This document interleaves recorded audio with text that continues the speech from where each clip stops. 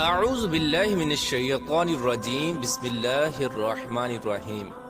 اللہ تبارک و تعالیٰ کے نام سے شروع جو بڑا مہربان اور نہایت رحم کرنے والا ہے۔ بنی اسرائیل کے 70,000 ایسے انسان جن کو ایک دم سے موت کی نیند سلا دیا گیا۔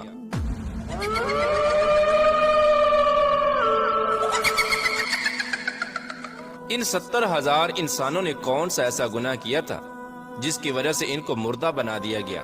یہ لوگ کون تھے اور پھر اللہ تبارک و تعالیٰ نے ان کو دوبارہ زندہ کیوں کیا؟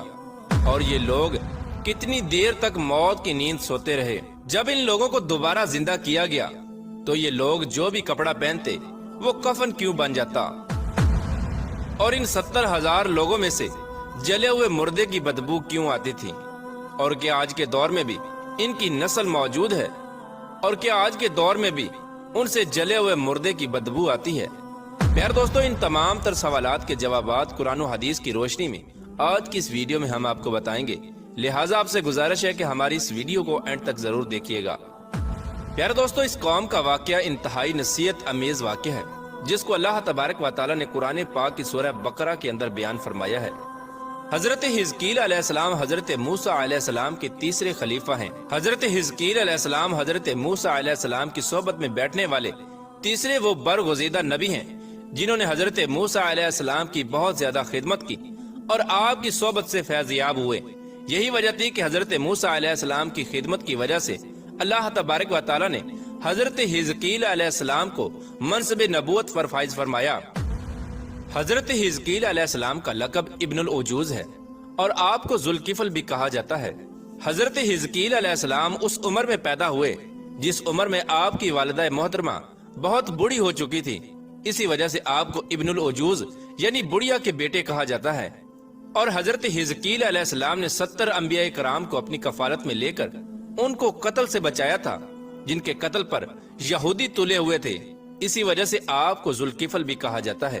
اور آپ کو بھی اللہ تبارک و تعالیٰ نے قتل ہونے سے محفوظ رکھا اور آپ برسوں زندہ رہ کر دین کی خدمت کرتے رہے اور اللہ تبارک و تعالیٰ کا پیغام دنیا تک پہنچاتے رہے۔ پیارے دوستو، اب بات کرتے ہیں ان 70,000 افراد کی جن کو موت کی نیند سلا دیا گیا اور پھر اس کے بعد اللہ تبارک و تعالیٰ کے حکم سے ان کو کیوں زندہ کیا گیا۔ پیارے دوستو، یہ 70,000 بنی اسرائیل کے لوگ حضرت حزقیل علیہ السلام کی قوم میں سے تھے۔ یہ لوگ حضرت حزقیل علیہ السلام کے شہر میں آباد تھے اور اس شہر کے اندر طاعون کی بیماری پھیل گئی تھی۔ پیارے دوستو، اس وبا کے پھیل جانے کی وجہ سے ان لوگوں پر موت کا خوف سوار ہو گیا۔ یہ تمام لوگ موت کے ڈر سے اور موت سے بچنے کے لیے اس شہر کو چھوڑ کر ایک جنگل کی طرف بھاگ گئے اور اسی جنگل میں چھپ کر اپنی زندگی گزارنے لگے۔ تو اللہ تبارک و تعالیٰ کو ان لوگوں کی یہ حرکت سخت ناپسند آئی، چنانچہ اللہ تبارک و تعالیٰ نے عذاب دینے والے ایک فرشتے کو اس جنگل کی طرف بھیجا۔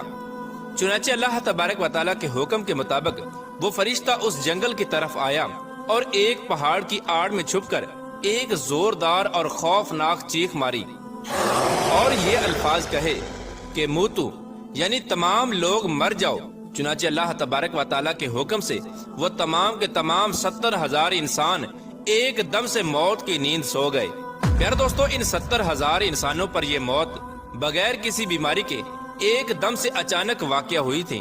پیارے دوستو، ان مرنے والے 70,000 انسانوں کی تعداد اتنی زیادہ تھی کہ لوگ ان کے کفن دفن کا انتظام بھی نہ کر سکتے تھے، اور یہ لوگ 8 دن تک موت کی نیند سوتے رہے، یہاں تک کہ ان کی لاشیں سڑنے اور گلنے لگیں اور ان لاشوں میں سے بے انتہا تعفن اور بدبو آنے لگی، یہاں تک کہ وہ بدبو اس کے اطراف میں اور پورے شہر کے اندر پھیل گئی۔ چنانچہ کچھ لوگوں نے ان پر رحم کھاتے ہوئے ان کے چاروں اطراف میں ایک بڑی دیوار کھڑی کر دی تاکہ ان کی لاشیں درندوں سے محفوظ رہیں۔ پیارے دوستو، یہ لوگ اسی طرح مردہ حالت میں پڑے تھے کہ ایک دن حضرت حزقیل علیہ السلام کا گزر اسی جنگل سے ہوا تو حضرت حزقیل علیہ السلام اپنی قوم کے 70,000 انسانوں کی اچانک موت کی وجہ سے بہت زیادہ غمگین اور رنجیدہ ہوئے اور بے گور و کفن ان لاشوں کو دیکھ کر حضرت حزقیل علیہ السلام کا دل بھر آیا۔ آپ غم کی وجہ سے رونے لگے اور اللہ تبارک و تعالیٰ کی بارگاہ میں رو رو کر دعا کرنے لگے، یا رب العالمین، یہ میری قوم کے افراد تھے جو اپنی نادانی کی وجہ سے یہ غلطی کر بیٹھے کہ موت کے ڈر سے شہر کو چھوڑ کر جنگل میں آ گئے۔ یہ سب لوگ میرے شہر کے باشندے ہیں، مجھے ان لوگوں سے بہت زیادہ محبت تھی اور یہ لوگ میرے دکھ سکھ میں شریک تھے۔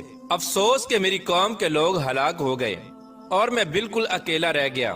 یا رب العالمین، یہ وہ قوم تھی جو تیری حمد کرتی تھی اور تیری توحید کا اعلان کرتی تھی اور تیری کبریائی کا خطبہ پڑھتی تھی۔ آپ اسی طرح رو رو کر اللہ تبارک و تعالیٰ کی بارگاہ میں دعا کر رہے تھے کہ اچانک اللہ تبارک و تعالیٰ کی طرف سے وحی نازل ہو گئی۔ اے حزقیل علیہ السلام، آپ ان بکھری ہوئی ہڈیوں سے فرما دیجئے کہ اے ہڈیوں، بے شک اللہ تبارک و تعالیٰ تمہیں حکم فرماتا ہے کہ تم اکٹھا ہو جاؤ۔ چنانچہ اللہ تبارک و تعالیٰ کا یہ حکم سن کر تمام ہڈیاں اکٹھا ہونا شروع ہو گئیں اور تمام ہڈیاں جمع ہو کر ہر آدمی کا ڈھانچہ تیار ہو گیا۔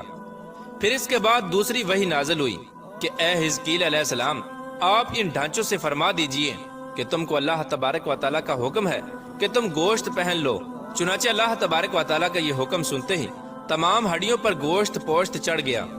پھر اس کے بعد تیسری وحی نازل ہوئی جس کے اندر اللہ تبارک و تعالیٰ نے حکم ارشاد فرمایا کہ اے حزقیل علیہ السلام، آپ ان مردوں سے کہہ دیجئے کہ اللہ تبارک و تعالیٰ کے حکم سے اٹھ کھڑے ہو۔ چنانچہ حضرت حزقیل علیہ السلام نے اللہ تبارک و تعالیٰ کا یہ حکم پاتے ہی ان ہڈیوں کو یہ حکم دیا کہ اللہ تبارک و تعالیٰ کے حکم سے اٹھ کھڑے ہو۔ چنانچہ حضرت حزقیل علیہ السلام کا یہ حکم پاتے ہی تمام کے تمام 70,000 مردے یہ پڑھتے ہوئے اٹھ کھڑے ہوئے کہ سبحانک اللہم و بحمدک لا الہ الا انت۔ اس طرح جب یہ 70,000 مردے دوبارہ زندہ ہو گئے تو یہ تمام لوگ اس جنگل سے نکل کر اپنے شہر کے اندر دوبارہ آباد۔ حضرت حزقیل علیہ السلام کا یہ حکم پاتے ہی تمام کے تمام 70,000 مردے یہ پڑھتے ہوئے اٹھ کھڑے ہوئے کہ سبحانک اللہم و بحمدک لا الہ الا انت۔ اس طرح جب یہ 70,000 مردے دوبارہ زندہ ہو گئے تو یہ تمام لوگ اس جنگل سے نکل کر اپنے شہر کے اندر دوبارہ آباد ہو گئے اور اپنی عمروں کی مدت تک دوبارہ زندہ رہے۔ ان 70,000 مرنے والے انسانوں پر زندہ ہونے کے بعد موت کا اتنا نشان باقی رہا کہ ان کی اولاد کے جسموں سے سڑی ہوئی لاش کی بدبو آتی تھی اور یہ لوگ جو بھی لباس پہنتے وہ کفن بن جاتا تھا، اور قبر کے اندر جس طرح کفن میلا ہو جاتا ہے اسی طرح ان کا لباس میلا ہو جایا کرتا تھا۔ چنانچہ یہ اثرات آج تک ان یہودیوں کی نسل میں پائے جاتے ہیں جو ان مرنے والے 70,000 انسانوں کی نسل میں سے ہیں، اور آج بھی ان یہودیوں کے جسموں سے سڑے ہوئے مردے کی بدبو آتی ہے۔